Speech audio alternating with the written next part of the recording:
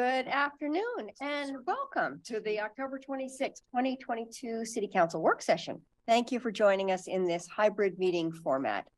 For work sessions like this one where there is no opportunity for public comment, those wishing to access the meeting can do so by watching the live stream available on our website, the broadcast on Comcast Channel 21, or by calling into one of the phone numbers listed for this meeting on the public webcast and meeting materials web page.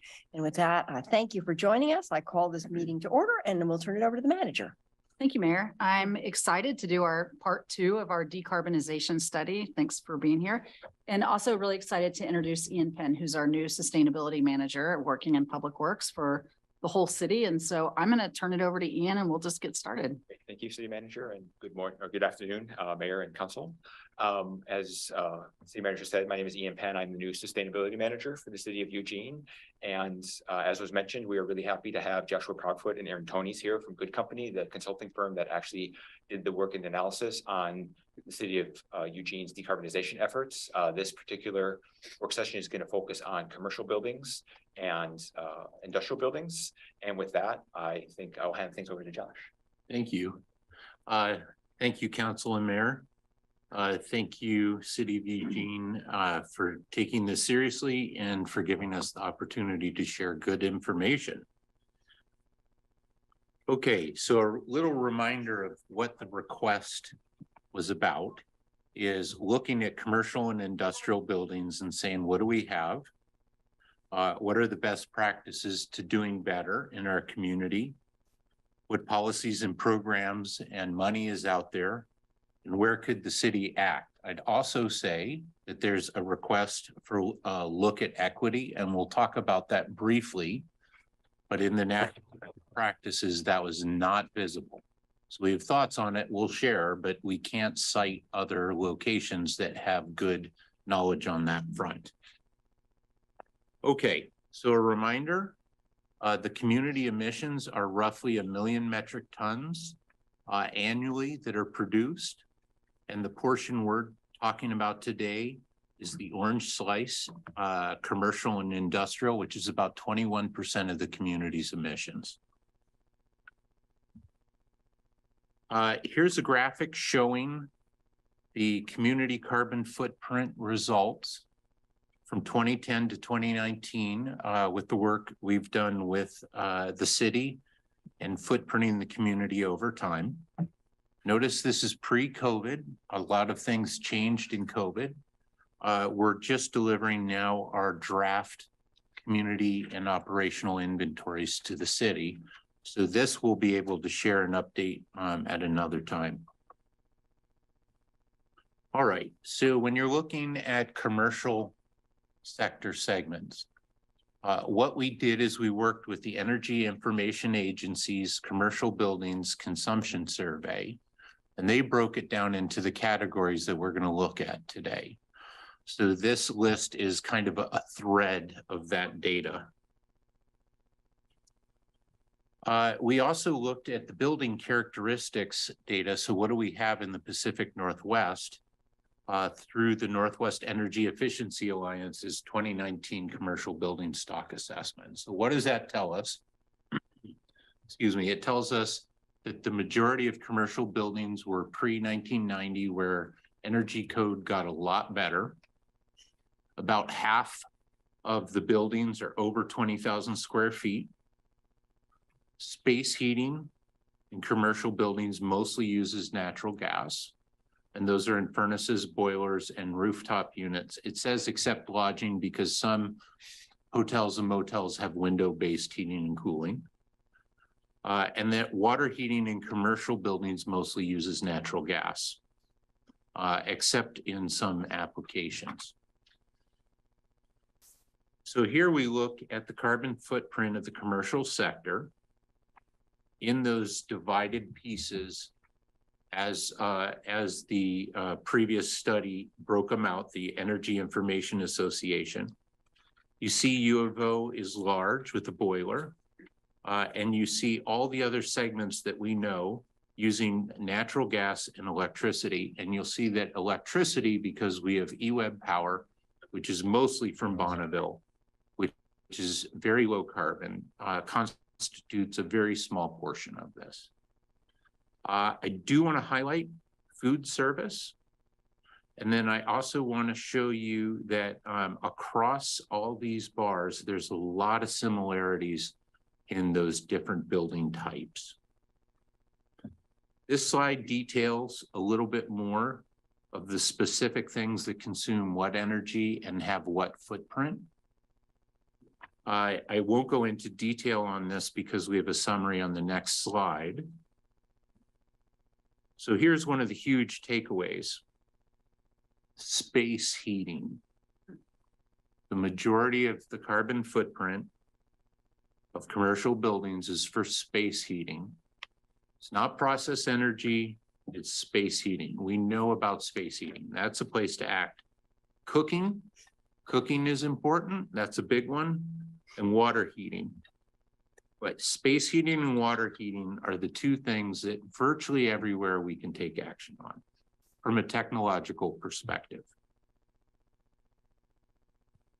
Okay, so a mention of some state level policies. The Climate Protection Program is scheduled to reduce emissions from natural gas by 90% by 2050. And Northwest Natural is going to use a combination of demand side and supply side actions to get to that compliance. The Clean Energy Targets Bill, more commonly known as House Bill 2021, regulates investor-owned utilities and will bring them to zero emissions by 2040. They exempted publics and munis because of the Bonneville mix. Over time, we'll see if Bonneville maintains that power, but right now that's a pretty safe bet that that's going to be low carbon.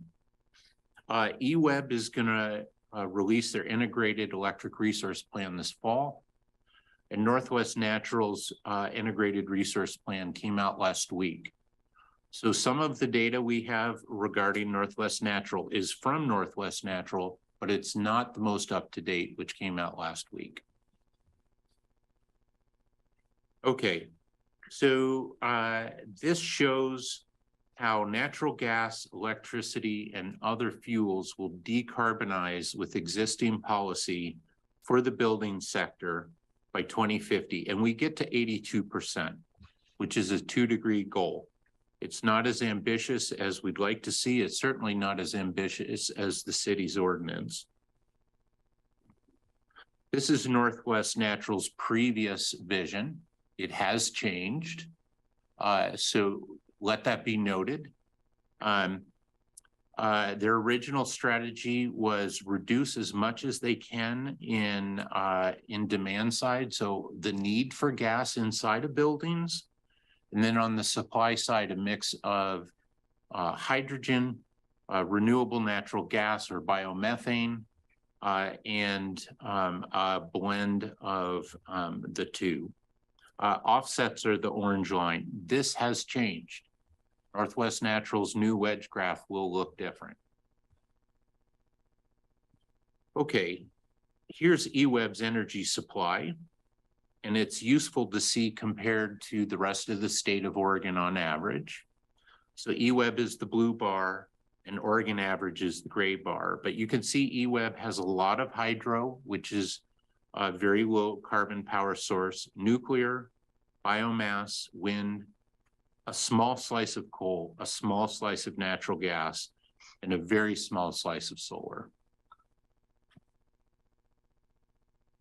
Okay, so this shaped our document, and in every study we looked at, there are basically 4 pillars of decarbonization. One is energy efficiency, the other one's electrification, the other one is low carbon energy, and the non-combustible or combustion GHGs, which are escaped or fugitive emissions, we leave out of this study. This piece is hard to get information on, and it is very building specific.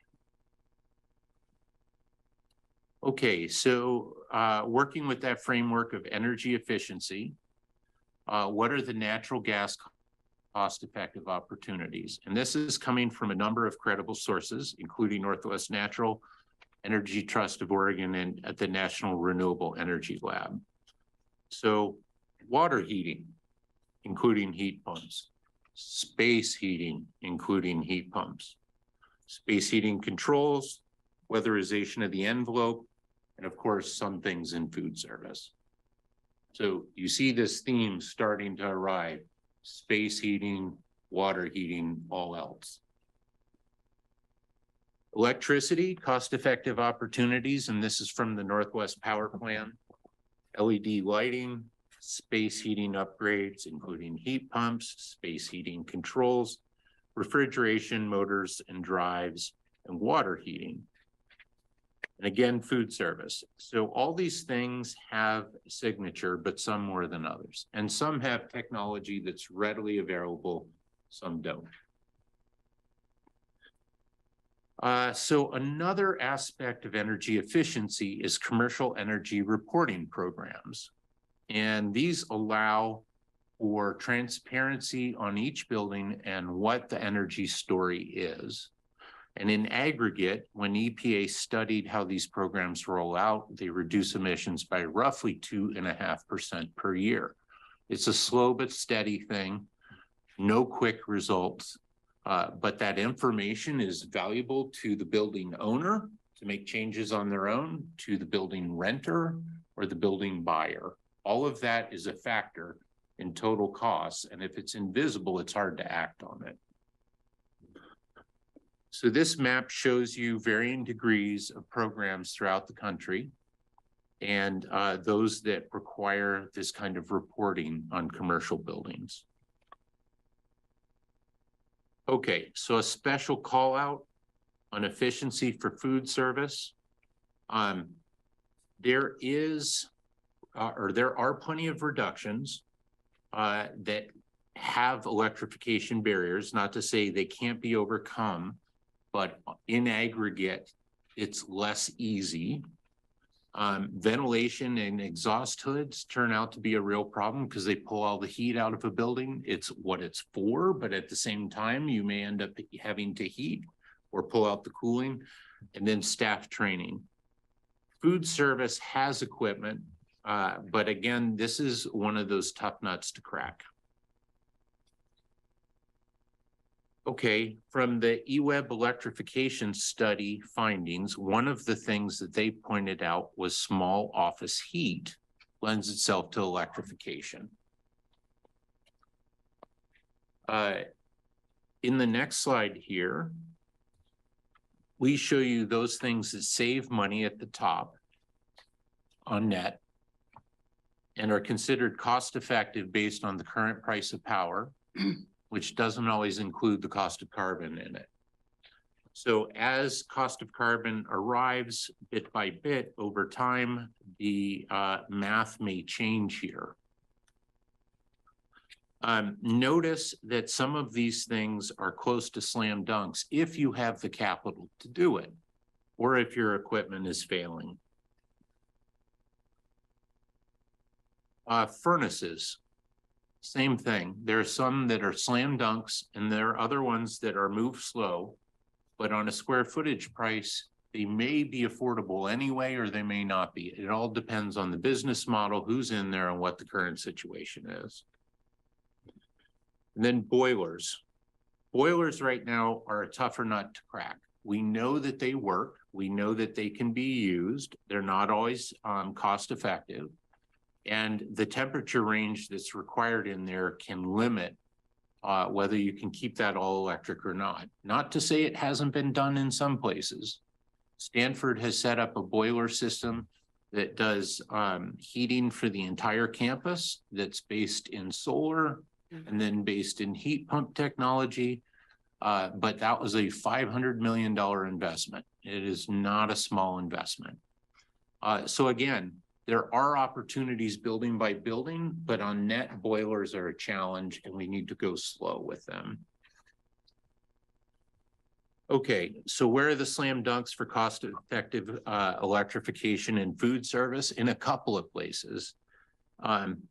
Notice there's no talk about the open fire hamburger cooking here, but griddles, fryers, and the rotisserie ovens here, we know these are better for energy and for decarbonization, and we know that technology's there. Okay, funding. This is almost too much to talk about, so let me try and summarize a few things. First, the Inflation Reduction Act. Per the people that modeled the carbon and the dollars on that, that will reduce nationwide carbon by 40% by 2030, with the #1 barrier being approval of solar and wind farms in local communities. Literally, the biggest threat that decarbonization is how local communities feel about solar projects in their backyard and wind projects. More information's coming down, but the money is flowing towards power generation, industrial hydrogen, EVs of all types, heat pumps, weatherization, all the good stuff that we're talking about. The Inflation Reduction Act is targeted at. It's not rolling down yet, but it's something that our community and hopefully all the other communities we serve position themselves for because it's going to go quickly. State of Oregon incentives, Oregon Housing and Community Services has mandated permanent cooling in low-income housing and is starting to fund ductless heat pumps for cooling. Portland Clean Energy Fund had a special surcharge, but since then the state legislature passed a law that precludes that. Private equity is showing up in Ithaca in this sterling example of the 1,000-home ductless heat pump and weatherization conversion project. Climate and green bonds are available, but the city has some limitations about whether you can use bonds to serve private entities. And then energy savings performance contracts, which are all around, we front the capital, we lend it to you, you pay us back out of the savings on energy. Very common format. Building owners, all these things are available, but they have in common either tax breaks, money down on the device so you don't have to have the tax burden, or it's debt financing of a type, a friendly debt finance. Okay, so what do we find in commercial equity? We found obviously low ownership. I don't think that was a surprise amongst veteran, minority, and women-owned businesses. I think that closely represents the population, but I'm not sure that it's exact.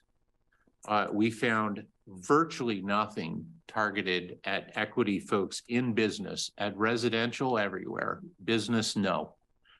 It is a difficult thing. I've heard that reaching out and getting to folks in the commercial sector is hard enough. It's harder to serve folks that are often underserved. So our recommendation is the atmosphere doesn't care about carbon reductions. No matter where it comes from, the atmosphere is good with it. But we know that we need to do extra work there to serve those folks. And then obviously a workforce partnership. There are so many jobs that are going to come out of the weatherization and the incentives. And it's all stuff that has to be local. And that's exciting. And it's not in a segment that is, you know, professional or typically well-served. This is really blue collar jobs here, or green collar. Okay, so the recommendations are not too different from the recommendations for residential. Honestly, there are a million folks out there doing great work. There's lots of money. There is a never enough ability to reach folks, help them understand what's available and make it simple.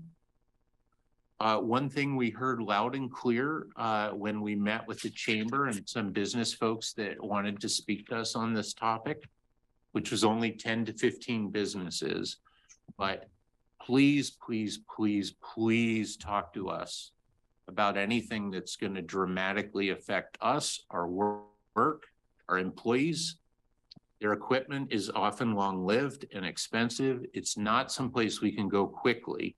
We've got technology available, but the business elements are the fragility that we got to work with, especially in the food sector. We all eat food. We all love food. It's a joy in our life. People don't make a lot of money from food. It's a low margin business. We should be extra careful. We should serve folks there because we don't live without it. But it's not an easy business where you're just rolling in cash and you can make changes.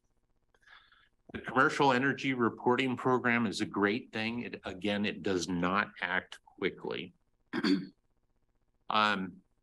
And then what I'd say more than anything is project management and amplification and simplification of all the great programs that are out there that are going to be further empowered with the Inflation Reduction Act. Okay, that wraps up our commercial segment. Now we move to the industrial sector. Okay, so take a look at this for a moment.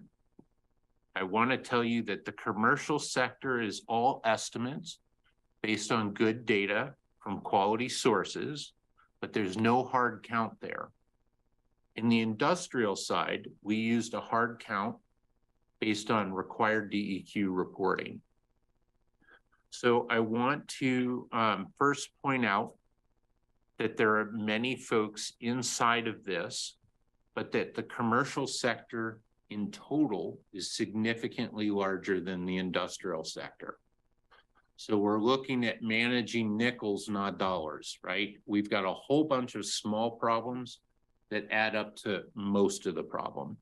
And what most folks want to do is just point at the smokestack, but that's not how this goes. It's in our cars, it's in our houses, it's in business by business.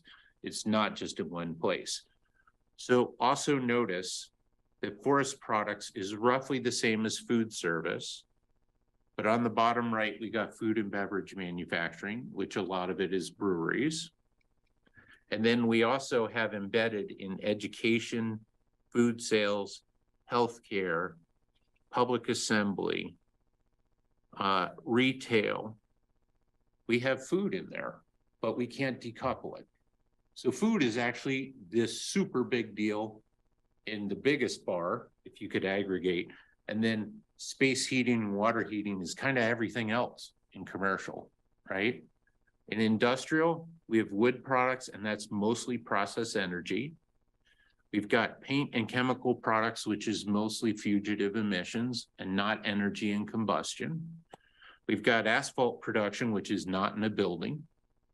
And then we have food and beverage, which is a mix of breweries and sodas and things like that. Okay, so let's move to the next slide. And what we're essentially talking about is wood products here. But I don't want to overrepresent that because I want to remind you of the entire left side of the graph, right?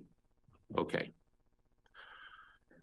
So here's something that USDOE put together, and it's a little hard to look at, but I'd say pay attention to that orange box in the middle. This is wood products on average throughout the US, and this graph shows where all the problems are, where all the emissions are. And the stuff on the left is all if you have a dirty grid. We've got a really pretty clean grid through EWEB. But the hard part is right in the middle, that process energy. That's literally the stuff that's, let's say, steaming the wood to make it soft so that when you're pressing it together, it's going to stick or form it. And there's no way to avoid that process energy. And those are boilers. And not to say all boilers are a problem. It's just a go slow, move more carefully. This equipment is 20 to 40-year life. It's highly capitalized. It's not easy to make the quick switch. Okay, so some regulatory context on wood products. So in 2011, the Boiler MACT rules came in to protect us from air toxics from the combustion of wood, a good thing. One of the challenges with that is the controls, which are essentially burners on the top of the stack, are so expensive that a lot of the wood products companies left from using their waste wood to be their heat source and switched to natural gas because retooling the whole thing for natural gas instead of wood was cheaper than buying that one device that controls the pollution at the top. So we have this strange thing of we shoved through regulations all the wood products away from burning wood because of the cost of that control into natural gas. And so we've got lower toxics, but now we have more GHGs. So this is one of those places that we have to go slow, but also there's a huge amount of money through the Inflation Reduction Act for industrial conversion. So that's something to pay attention to. Okay, so that rule came in 2011, and this is from the Energy Trust, and the orange bar is industrial. And look at what happens right after that new Boiler MAC rule. Natural gas efficiency programs really go strong for a while in the industrial sector. There is a correlation here. Okay. So when you look at traditional natural gas, cost-effective energy efficiency things in industry, it's all in process heating, water heating, space heating, and space heating controls. The theme is here is just, it's much more an energy intense place in the production of wood products. Electricity, Northwest Power Plan reminds us in industrial settings, it's how you manage your power.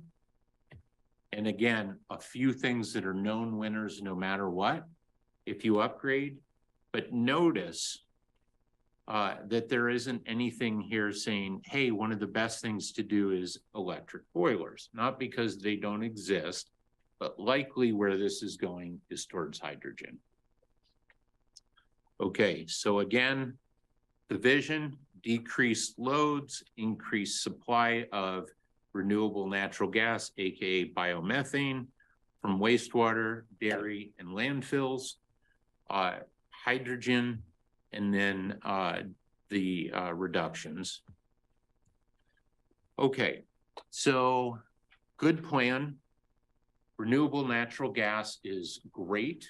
It's fugitive methane. If we don't do it, if we use it, it's in the biological cycle. It's in a 1-year carbon cycle. There's limits. There's just not enough supply for the load we're talking about. We're talking 20 to 30% maxed out if every little last bit is grabbed for this purpose. Hydrogen can scale and can be clean when it's neat, meaning pure hydrogen. And that can scale via on-site equipment that runs renewable electricity through the water and creates the hydrogen and then gets used in real time. When you blend, there's a little bit of an increase in nitrous oxides, but we think that a 20% blend is kind of the far end of what will work in the pipelines and what will work in existing equipment. Beyond that, it starts getting iffy. So that again says for industrial loads, we may need to go to the site. And then fuel cost estimates, you'll notice the price of gas historically, RNG currently, and hydrogen. We've modeled hydrogen production facilities in the Pacific Northwest, and they come in under that $3 to $9 at 2050 already because of our power. So that is kind of macro look. And then here's the crazy irony of what EPA suggests to do with process heat and what are the more eco sources, including woody biomass across the bottom. Concentrating solar, if you've ever seen that iconic facility in France that has the parabolic mirrors that all aim at one thing in the middle, and that thing has water in it and it boils it with all the heat, and then that drives a steam turbine. That is a great thing. It's land intensive. Evacuated tubes, that's what we have out there for solar. I don't know enough to tell you how that scales, but I do know that it's right there and it's working. Deep geothermal. mining for that and finding it is so expensive that most folks don't do it if there's no vent. If there's a vent, there's something to do about it. But otherwise, the exploration is very difficult. What we're trying to find is underground steam. We're not just saying a heat pump loop that keeps the coolant at a consistent temperature over time. Okay. So with industrial boilers, electrification is challenging but possible. And one of the national labs said that when the cost of carbon meets these prices, and then it'll be cost effective. So forest products, when carbon is valued at $128 a metric ton, that'll be break even. Notice food and beverage is higher. Chemicals is higher. And then notice that the CCI for the Climate Protection Program has put a price of $107 that goes up to $134. We see the cost of carbon all over the place, but regulatory grade stuff sits in a certain range most of the time, but voluntary is all over the map. Okay. Technologies are still developing. So they're about, this is about carbon capture and storage. So this is not something that I've ever been excited about, but all the modeling I see says from international and national sources is we have to have it. It doesn't seem like the right answer, but it's the near-term solution. And the technology is not totally mature, but we need this somewhere in here. And one of the more mature technologies is that concentrated one, which actually takes the emissions and makes it into a chalk. So it becomes a solid. That is in a price where we've seen voluntary carbon prices and regulatory prices at that. So I would think that would be the first place to start. The regulatory grade forest carbon offsets in California, $25. I think this market is about to change dramatically.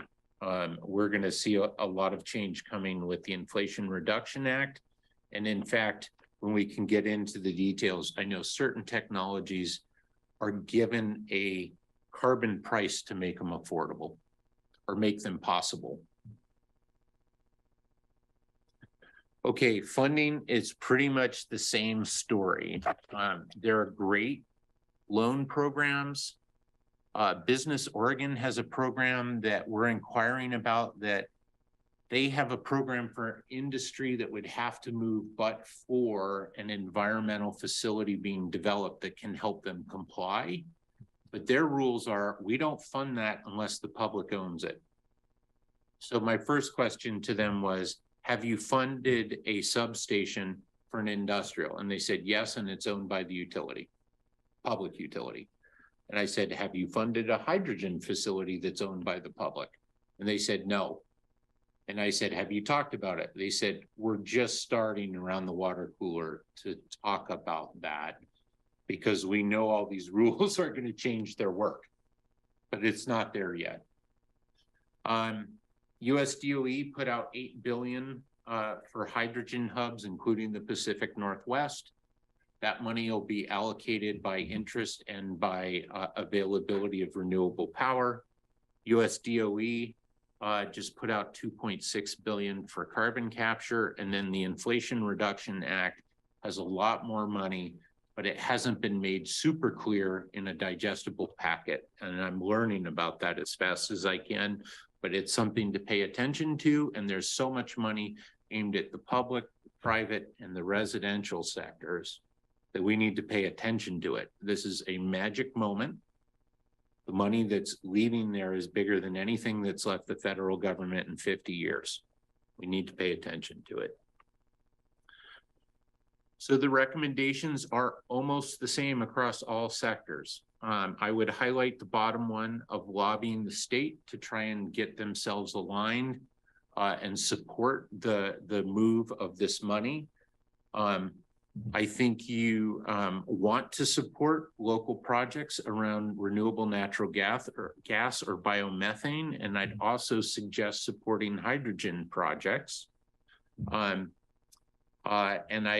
the blending of that, I know that's a controversy and people are talking about the air quality factors there, but I can tell you for sure that hydrogen neat, burn neat, has water vapor as its emissions. So if we can get there, those stacks mean a lot less. The pollutants may come from other things, but from the actual heating energy, we have a real win there. And wherever that's located, it kind of makes you think differently about zoning. Okay, that's it. Lots of material.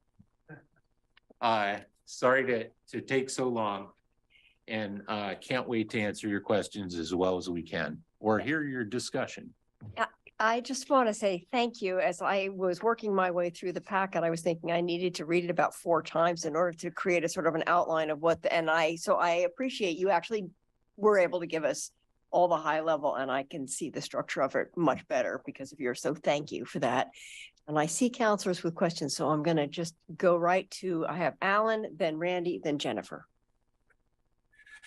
Yeah, I just wanted to thank Josh and Good Company for this work. It always impressed me. And someone who knows a lot about this stuff, you still impress the heck out of me. We're so lucky to have this knowledgeable resource in Eugene. So thank you, Josh. You know, this stuff is really complex and it will take time. It won't happen overnight, how we do this transition. But one of the things that we need to keep in mind is we're not in this alone. The climate protection program that the legislature passed, which requires 50% reduction in greenhouse gases from natural gas and propane and gasoline and diesel by 2035 and 90% by 2050. The PUC has in charge of making sure that that happens. So the real question for us, I think, is how much do we need to do and how fast do we need to do it? And we can't do it all at once. It's just not possible. So I like to start with doing the easy stuff first, and also making sure we do the commercial industrial outreach and engagement and education. We need to bring people along. Not everybody's there. Even the supporters of who believe climate change is a problem aren't there yet, especially in the business side. That's why I added the business outreach to the motion, and we're going to have a conversation about that November 30th. And that's a very important part. So right now, I think when we start this off, we need to focus on the low-hanging fruit. And Josh totally hit the nail on the head. If we focus on office or healthcare, office, food service, education, and retail, by the way, that's HOFR as an acronym. So if you want to just refer to it, HOFR. That's 78% of the businesses and 84% of the emissions come from space heating and water heating. And so that means we focus on energy efficiency, retrofit equipment like heat pumps and heat pump water heaters and hybrid and low carb fuels, RNG and hydrogen. You know, it's going to get cheaper and it's going to get more prevalent. Solar and it's going to get cheaper. Solar used to be extremely expensive. Now it's the cheapest resource. And Odo is doing a study on hydrogen that's coming out this month. I think if we focus on the HOFR ones and do the process and cooking later, those are really small and difficult. I don't think we want to be put ourselves in a place of being complicated and coming up with a clunky system that causes business flight. That's not an excuse. That's real. People do make decisions and if they move and they build somewhere else, we've accomplished nothing except that we hurt Eugene. So I think focus on alignment with the state and focusing on funding and focusing on equity is where we need to be. I'll need another round, Mayor, to talk about those 3 things. Okay, Randy and then Jennifer. Thank you, Mayor, and thank you, Josh, and the Good Company. Once again, you've really impressed me with your knowledge, and I just feel like it's a very common sense approach. It's easy to follow, and thank you. Also, I want to say I completely agree with Counselor Zelenka. Whatever we do, we want to be careful that we're not driving jobs and employers out of our area. We need that to function as a community. Question. When you looked at affordability and cost effectiveness, I'm assuming that's based on current eWeb rates and gas rates, correct? Mostly they're from regional averages. So eWeb specific, Aaron, did we get into any of that? I think just in the intensity, right? Do you want to speak to that? The regional averages, Okay. not local. Couldn't get there. Okay, well, it's going to be interesting. I'm sure you're aware of the work that eWeb needs to do on one of their dams, and that's going to be anywhere between 170 million to 400 million, and that's going to get passed on to ratepayers. And so whatever modeling we do, I think it's going to be really important that we take that into consideration, at least as a range, because they don't even know yet exactly what it's going to cost because they don't know which option they're going to take. But on the low end, it's going to be the better part of $200 million. So that's not a small figure for a medium-sized utility.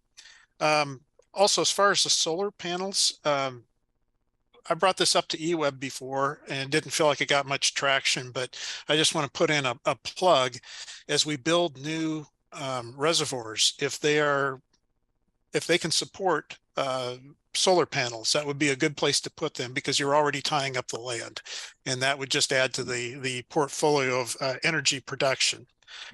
I appreciate what you had to say about hydrogen. There's, the proposed electrolyzer project at the eWeb facility on Roosevelt right now in partnership with Northwest Natural. And I know there's concerns being expressed by the neighborhood association, ABC, for that area. So I think that's going to be important to look at. I guess I'm going to have to develop a better understanding of how nitrogen oxide is increased when you introduced hydrogen. Do you have a simple explanation for that? I mean, because the byproduct of hydrogen is water vapor, as you said, H2O, it's inert. It's the already existing methane, and then there's some interaction with the methane. So if you're burning methane, you'd have those emissions. If you're burning methane and hydrogen together, you have a slightly increased, but I can't get into any more detail than that, unfortunately. Okay. All right. Also, I just want to give credit just real briefly to Aaron Tonys and the team because he did most of the heavy lifting. So just want to point that out. Thank you. Great. I will look forward to more information on that in the future. And can you speak to your experience with weatherization programs that you've seen where there's maybe a partnership between a municipality or a county government and local utilities? So we're managing a program right now in Oak Ridge where we're working with the local utility. They already have a generous program. We're bringing additional funds from the EPA because we're trying to make the case for less wood smoke from their stoves, although that's recently been dwarfed by wildfire. But what we've done is we've just kind of pooled up as many monies, kept them separate so you can account for it, but made it easy so that we're doing all the separation and the payment and the bringing of the people, the bids and all that. We're streamlining that for the folks because a lot of those folks don't even do their own taxes. They don't submit taxes. They're very low income. They're not aware of these programs.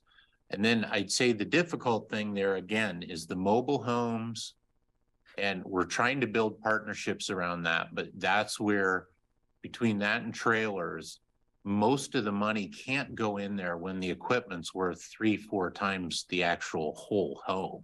Right. I don't know what that rule's about, but we also don't want to just pour energy into something that's so porous. So the hope there is that we can get better housing into there. And we're about to meet with St. Vincent de Paul that's been working on this. There's also a nonprofit called the Naturally Occurring and Affordable Housing Network. They're trying to work on the same challenge. Thank you for that. To staff and my colleagues, I would be very interested in exploring some weatherization programs where we target low income and prior pre-1995 construction where the standards were not as robust as they are today. That seems to be, a cost, but also potentially low-hanging fruit. And I'll consider a second round. Thank you, Mayor. All right, thank you. Jennifer and then Mike. Thanks. Well, thank you so much, Josh, for coming. Your reports are always a lot easier to understand than the raw data that we're given. So I very much appreciate you coming here. And I appreciate your sense of urgency, yet taking into consideration our own capacity and making good choices about what we can do. And so your recommendations are always extremely helpful. I've been trying to educate myself about hydrogen and what, I know there's green and gray and all this stuff. And the folks in Bethel have concerns, right? And I don't know if you're in a place where you can talk about whether that concern is warranted for a pilot project in their area or not. I don't know the scale of the emissions concern. I know it as an object that's been named. I can't scale it. I don't know how much of a threat or not of a threat it is. It wouldn't be hard to look at that and figure that out. And I think a discussion with LRAPA or an air quality scientist could figure that out, honestly. I do want to say that hydrogen unblended, I see no controversy from. I also want to say I've stopped trying to understand the different colors of hydrogen. And I just say hydrogen made through electrolysis from renewable power so that there's no confusion. Because I don't know anybody that's kept that in their head and can explain all the differences in the color schemes. So just focus on renewables and electrolysis and you're on the right path. Well, that makes me feel a little better because the colors were confusing me as well. So I don't feel so bad if you also have given it up. Maybe I will also try lesser. Okay, well, I really appreciate that feedback because I think it's an emerging concern in our community and we probably need to get some good answers. So I appreciate that. I actually don't have any questions because you did such a good job. Thank you. Thank you to Aaron. Thank you. You too. Mike and then Matt. Thank you, Mayor. And Josh, thank you very much for this voluminous report of information. It's different from my colleague, Jennifer there. I have a million questions. I'm not going to ask them today. I'm going to just say that when I have so many questions about the detail of something, and this is going to take reading and understanding for a lot longer for me to wrap my head around all of it. And kind of categorize the question. So I tend to move towards the more broad and general themes, in a moment like this, and say that understanding cost and carbon reduction portions of this is important. For me, there's another kind of category of analysis that I wondered if you'd comment more on, and it's the category of reliability, energy reliability in whatever its form. I'd like to see that as a filter through which we have some of these discussions and a portion of the analysis. Maybe that already is, but reliability in the standpoint of how would you say it? Of how energy gets stored, how it gets transported, how it gets used. We're talking about the end use here, but the energy itself getting there has different consequences depending on its form. So I'm wondering if you can understand my question. Yeah. What it is that you would comment on with regard to this report. So storage is one of those great races where the venture capital world is just booming. So there's a lot of different ideas on storage, from batteries to pumped hydro, where you keep a reservoir And at night, you're using your wind power to push the water up the hill into the reservoir. And then during the day, you let it out and have kind of a traditional hydro system, to stacked weights, where you're literally taking that mechanical energy from solar or from wind, and you're stacking these weights on a giant screw that slowly drives power to the batteries. And those batteries are at utility scale and at household scale.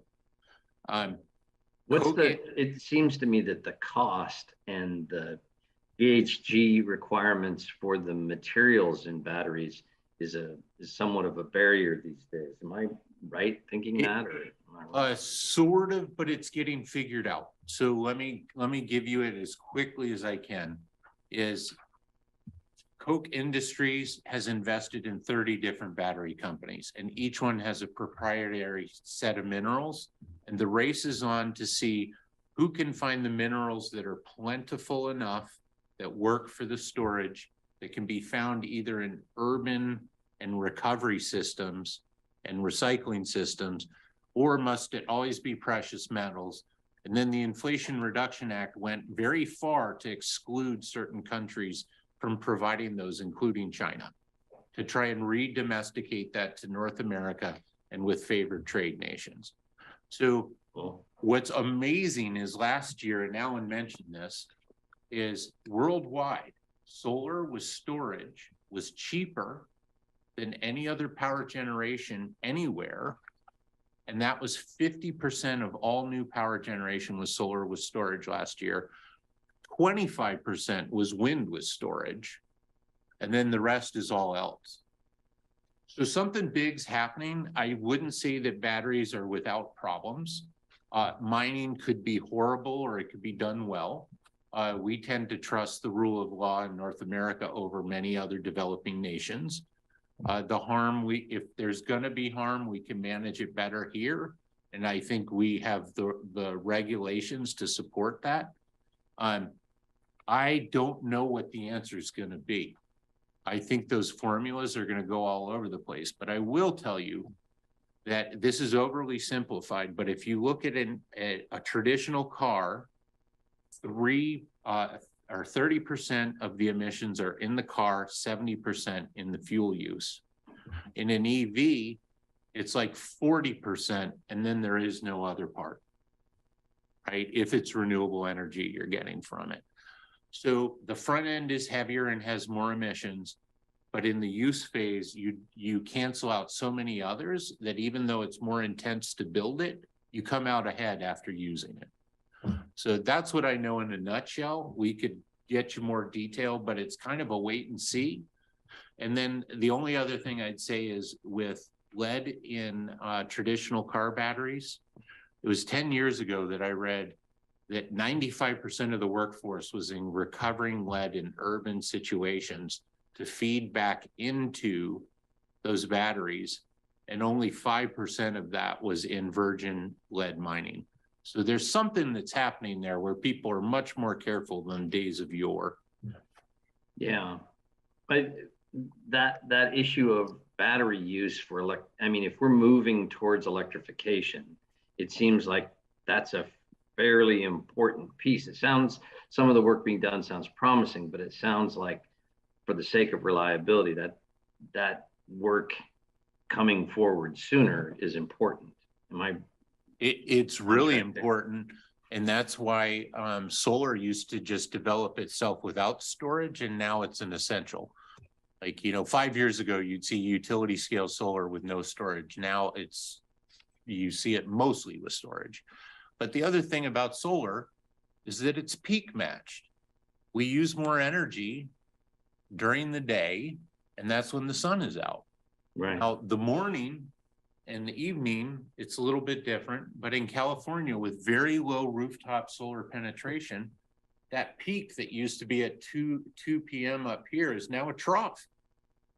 It's a trough, and we got 2 mini peaks. So it's the mini peaks we're trying to serve. But during the day, if you've got solar, it's Fat City, and at night with wind, it's Fat City. So it's really about just how do you manage those resources to integrate.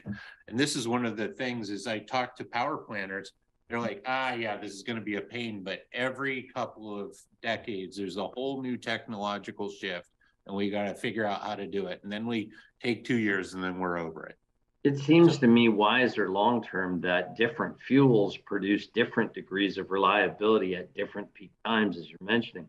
Is that how much of that work is being done nationally, internationally to look at a blend system in that way? That's what hydrogen's for in industrial applications, right? That load is so intense and it's needed when they're doing it. So that's why folks are saying, hey, we don't know if electricity is the best way to do that. It's possible, but we don't know if it's the best way to do it. And burning something tends to work better there. So can we burn something that's not so bad? Mm-hmm. Thank you, sir, very much. Sure. Okay, thank you, Matt, and then Emily. Thank you, Mayor. Josh, thank you to you and to your colleagues at the Good Company. I always feel when you're with us, it's like I'm taking an environmental studies course. It's like a refresher and it's inspiring and educational. I really appreciate it. Thank you.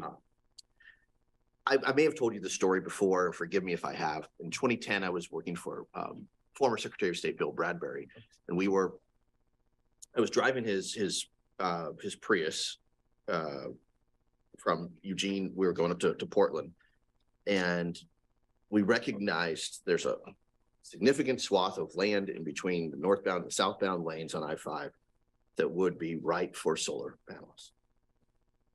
And it just seems like a wasted opportunity. When I look at slide number 13, 0.1% to 1% of our energy supply comes from solar. I think back to that moment a decade plus ago and recognize the dearth of local photovoltaic investments. I wonder what recommendations or comments you have about expanding solar plants, attracting business leaders in the solar sector, or not only the need, but what we can do as a community, both regionally and statewide, to potentially partner with the federal government for large-scale solar power collection stations. Let me speak to this in a few bits. One is I know generally building big solar projects is more cost effective for the delivered watts because there's economies of scale. That said, what happened in California with 10% rooftop penetration over a decade of just rooftop solar, taking that peak and turning it into a trough, the duckback curve is what it's called. It's hard to ignore that. That's decentralized. There's some level of chaos. It's definitely not cost effective, but it's doing something important. So let me start there. I could not tell you the math and the dollars on rooftop solar versus utility scale. eWeb would have that much better understood. I will say, I almost feel like this was a softball, that we're the primary author of almost every study done on solar in the right-of-way in the US for multiple DOTs. We know that model really well, and there's some challenges, but mainly the challenges are safety in the right-of-way. They're not challenges for can you do it? It's will you strike it if you go flying out of control? And so it's that kind of thing. And like, will the panels throw a patch of shade on the road that will be a nice spot when otherwise it's melted and people lose traction? There's a whole bunch of weird little things about managing the right-of-way for safety that you must attend to. But again, large swaths of land, like you said, and often power corridors run along those highways because that's the only right-of-way that's available. As we expand this electrification, I think we're going to be using those right-of-ways more and more and more and more. And what can you put in there that's of public benefit, right? There was the time where, hey, can we get internet to everybody? And that's still happening in rural communities. And that's an enormous opportunity for the public sector. So happy to talk about it more. Some barriers, but not impossible. It's encouraging, and there's a job component in that the folks, wherever the solar panels are made, the folks who are working on them and repairing them, those are jobs that can't be outsourced. I want to hone in on the job or the opportunity for expanding employment. How I was inspired by your focus on the Green Jobs Workforce Development Partnerships on the slide 26, the focus on equity. How many jobs are out there in regards to this green collar sector in our community, regionally or statewide? And who's providing the training or the apprenticeships? Is that coming from the community college? Is it coming from University of Oregon State I'm University? mostly ignorant on this. I will say that Lynn Benton Community College has an alt fuels training program for the mechanics and the operators of fleets. That is a really cool program. There's amazing LCC energy management programs. I know that virtually every supervisor of any project we've had that worked on heat pumps or solar or insulation has gone through that program. I know that program's nationally recognized. It's probably why we have such an amazing building here. The Inflation Reduction Act estimates there will be 1 million jobs created nationally in this transition. I don't know how many of those are permanent. It's a transition. But, you know, just like when the highways were built or when the wastewater treatments were facilities were built, there's something important that endures. And there's a lot of construction jobs in that. The note I want to end on, but I'll take my last 30 seconds and ask, this work session is about building electrification and about commercial and industrial buildings.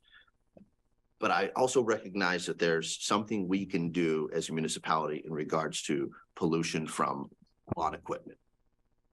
Lawn equipment, gas-powered lawn equipment. In my last 10 seconds, could you comment on that, please?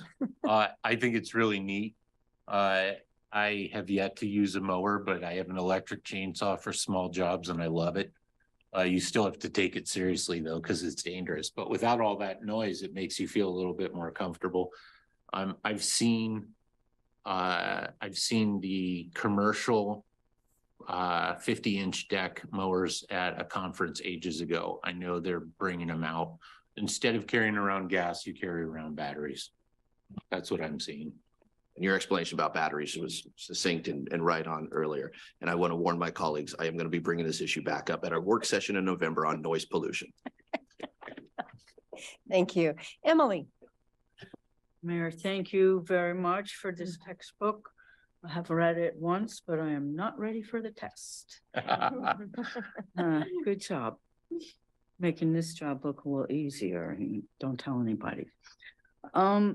My biggest thing with all of this is it's a lot of different methods. We're waiting on technology. There's things we can do now, but I'd really like to put money into weatherization.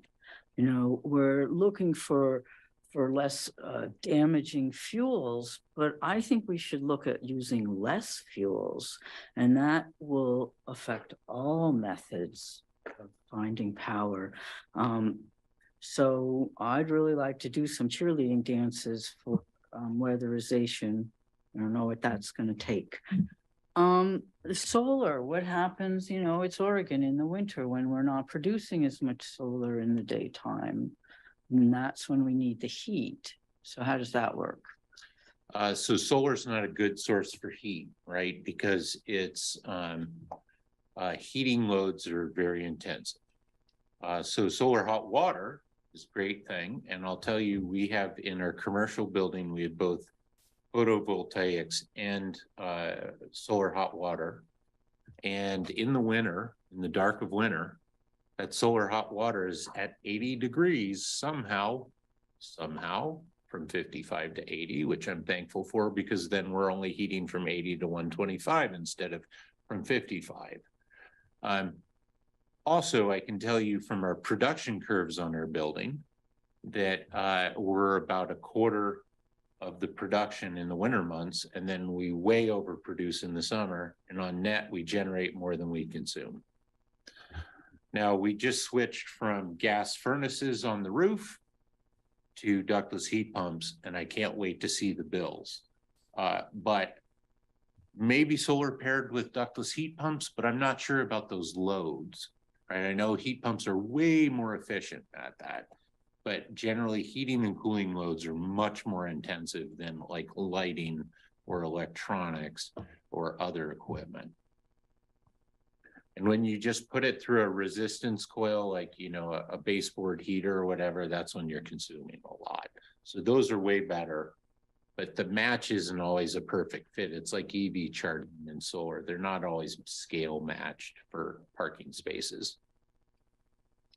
What about using the right of ways for wind? Would that make less shade and things like that? Seems like a good space for Vertical those. axis turbines, which stand like this and have, you know, basically it's like a rolling pin with flanges and it spins this way. Those do exist. We've tried to get those in as public art on bridge development. Doesn't always fly as kind of sentinels. But there's kind of smaller scale wind, but really big wind is where you get great results. But there's small scale wind of all different types. And there's horizontal axis drums like we were just talking about. And there's also just what looks like a battery of fans on a roof. What you're looking for is steady wind through a corridor. So places up like the Gorge, they got it all day long, right? So here you'd want to do a bunch of sampling to say, hey, where do we get that consistent push? And if not, we could put trees there and that would help. So we should use those medians.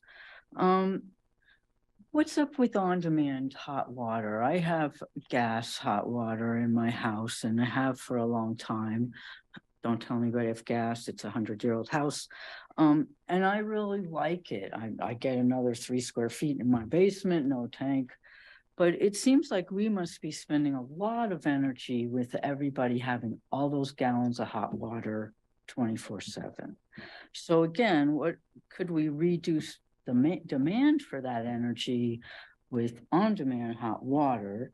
Is there any technology for that becoming electric? And what would be the balance between gas hot water heaters for a moment versus, I know electric, it's not going to compare probably, but a standard water heater? I think that would be very interesting. I think the ductless the heat pump water heaters are where to go. I do not know the hard data on that, but I do know that if you're looking at a gas water heater, the on-demand is about as good as it gets, especially if you preheat it through a solar, solar thermal process. And same thing with electric, if you're chasing that solar thermal preheat. But really, the way that that's moving is towards heat pump water heaters fired either by gas or by electricity. But they're a quantum leap forward. And then if you have a super insulated tank, that makes a big difference. But the on-demand for gas is really efficient. That's what I have. And it's going to be probably the last thing that I let go of. I switched the furnace out for the heat pump, but that thing is so efficient. It's not a wasteful device. It's just gas, which has the emissions, right? But it's very efficient. Well, the emissions are outside rather than inside asthma. I just would be interested in the energy demands of all of us having that much hot water all the time. And yeah, we could insulate it better. So with the heat pump, you still need a tank. Yes, you do. Okay. We want smaller houses at 3 feet, makes a difference. Made a difference in our house too. Yeah, me too. Woohoo.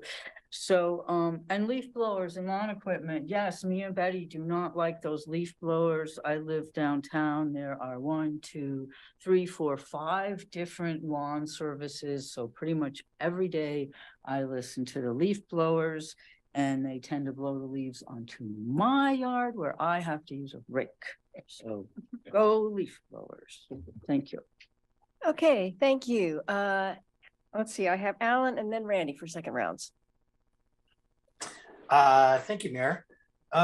So a couple of words on hydrogen. There's an ODOS, Oregon Department of Energy study coming out in November. Jennifer, if you want to learn everything you want to know about hydrogen, you could probably just read the executive summary, but it's coming out soon. And the colors are totally ridiculous. We're getting away from that. I guess the question on the pilot program is blending worse than just methane by itself. I kind of think it's not. On hydrogen, yes, it's expensive, but remember, solar was really, really expensive. And it used to be $100 a megawatt, and now it's down to $20+ a megawatt. And so we're at the 20 years ago solar with hydrogen and RNG. So the technology will bring down that price and increase the amount we get. I did want to touch on the recommendations that Josh has made. I think they're, and good company, I think they're right on. I think looking at existing older buildings, prioritizing them is a great idea. Prioritizing the Hofer section, that's 78% of the number of businesses, and just looking at the solar heat, the space heating and water heating is 84% of the gas use. So we just focus there. We're getting almost all of where we need to go. And you could do that through weatherization or energy efficiency, equipment retrofits, and low carbon fuels. And remember that even if we don't do anything, all of that will be reduced 50% by 2035 and 90% by 2045 through the CPP, or the Climate Protection Program. And then I like the recommendation that we should walk the talk with our buildings. That's a good one. And that we should engage with outreach and education with the business community before we act. It's not after we act. Really important. It's really, really important, especially in this sector. And then the focus, I think our focus should be on alignment with the state. There's lots of federal dollars coming in from IIJA and IRA for billions of dollars, literally. And it's going to cost billions of dollars to do the state in terms of transition. And also, so focusing on that funding part is going to be really important. There's another part of the IRA that is $27 billion for green banks. And I'm wondering if a green bank isn't a good idea for the city of Eugene to look at. There's only 22 green banks in the country, and the whole point of the 27 billion was to create them.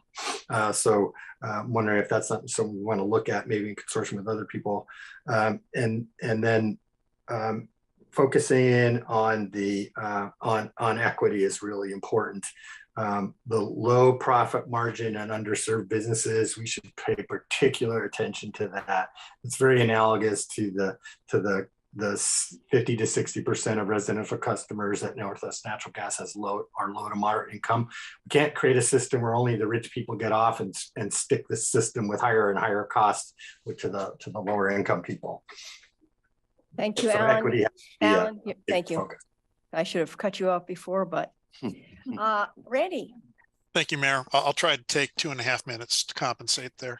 As far as I agree with my colleague, Councilor Zelenka, I would much prefer us see us align with the state goals and standards.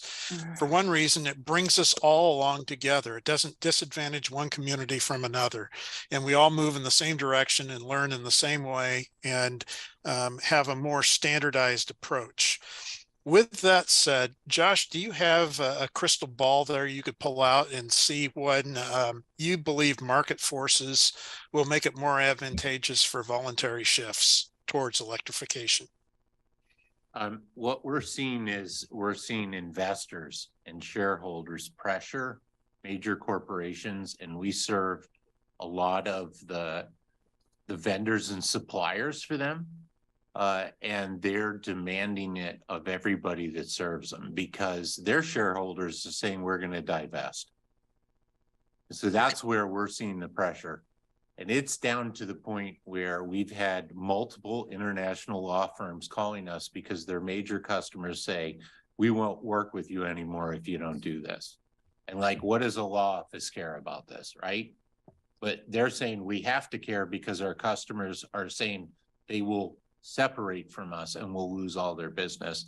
And ultimately, that's the shareholders speaking, saying, hey, we're going to lose all our money if we're betting on the old system and not betting on the new system. So we're not going to lose, and we're a big enough behemoth, you know, a giant company like Apple or Walmart or Google or whatever. They're the ones forcing this transition because their shareholders are demanding it. And honestly, that's going faster than any regulatory pathway. And it continues to amaze me that that happens, but it's coming from shareholders. And so to me, when the public sector is reacting to that and saying it's already like the train has left the station, we can't not be a part of that. That's the thing of support our businesses, because it will come to them eventually. And the SEC is hopefully going to announce the rule this fall that every single supplier to every public company has to report on their climate emissions and report on how they're going to reduce them, and also disclose any impacts their business may feel from climate change, aka wildfires, aka flooding, those kinds of things. So it's already going, and it's happening via corporate pathways that are all value add. There's no force there other than, do you want our business or not? So in your opinion, if we did nothing, would the market correct this? Eventually, but I don't know if that's in time. And that's the problem is, will it happen fast enough? That's my only concern. I used to worry, will it happen? Now I worry, will it happen fast enough? Okay, thank you. I appreciate that. And then the last thing I just wanted to say, as far as right-of-ways, people travel off roads all the time. And, you know, one of the reasons our medium areas on the freeways is kept clear is because you don't want to run off the road and run into something solid.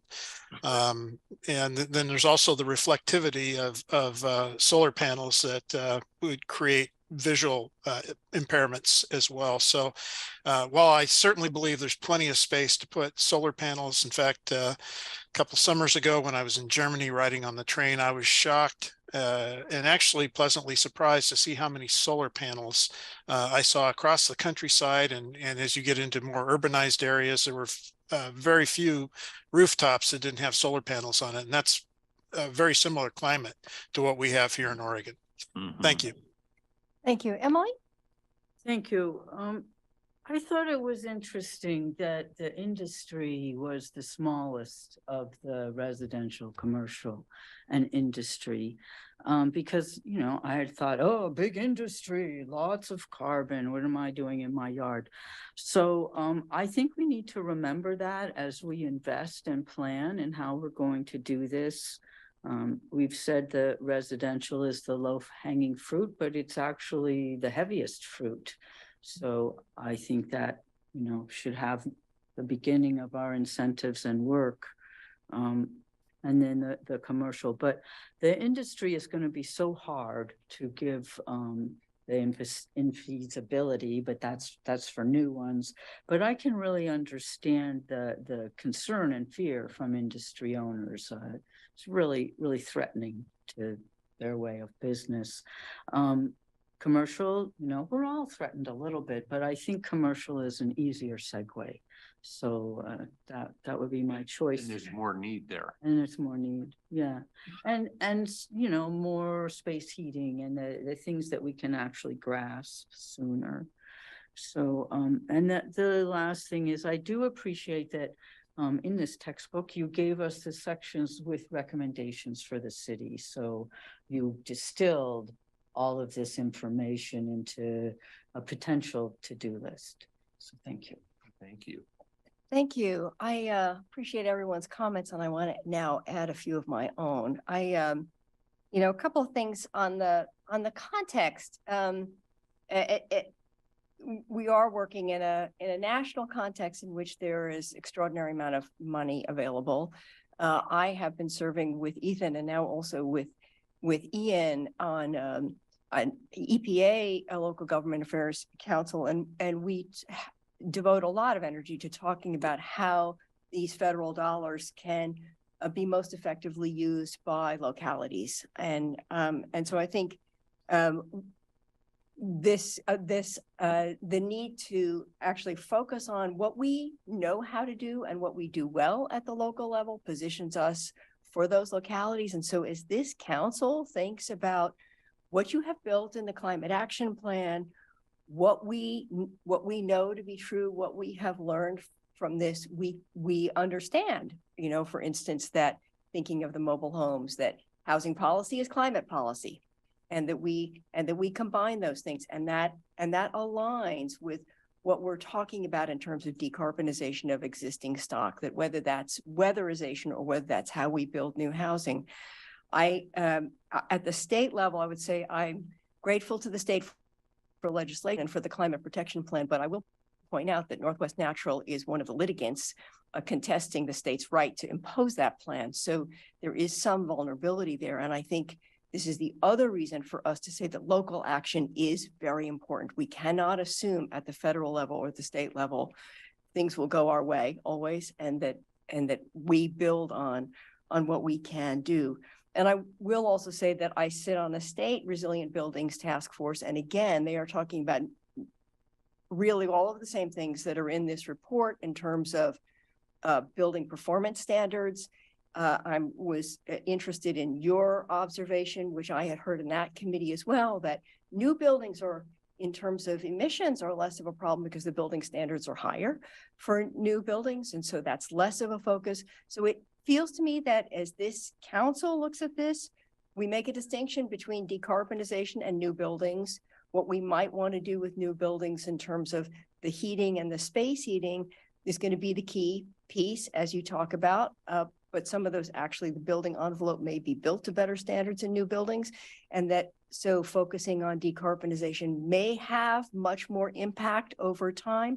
And a final thought is, in previous councils, under a previous mayor, there was a economic sector strategies work. We built that, we focused on the food and beverage sector, we focused on green technology.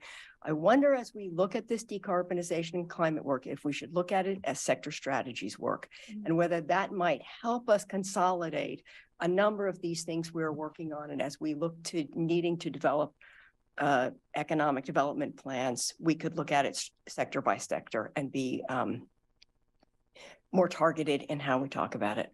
So with that, my time is up. Are there any other comments or questions? I'm really very excited about this report, very much appreciate your work. And I feel as if you've given us excellent guideposts for how we can build on what we already know and what we already know and do well. And then positioning us hopefully to take advantage of significant federal dollars that are available for this work. So thank you very much. You're welcome. Thank you. And if there are no other questions, we are adjourned. Thank you.